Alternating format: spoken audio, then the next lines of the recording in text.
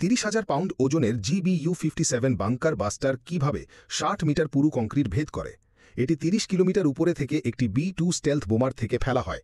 পড়তে পড়তে এটি মাধ্যাকর্ষণ এবং এর বায়ুগতিশীল আকৃতির কারণে শব্দের গতির চেয়েও দ্রুত গতিতে পৌঁছে যায়।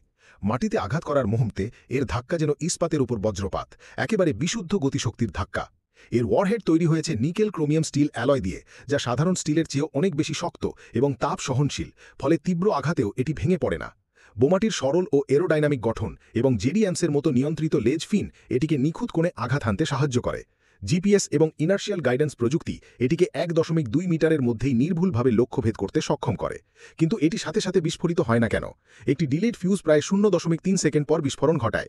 কিছু সংস্করণে আরও উন্নত মাল্টিস্টেজ ফিউজ ব্যবহার করা হয়।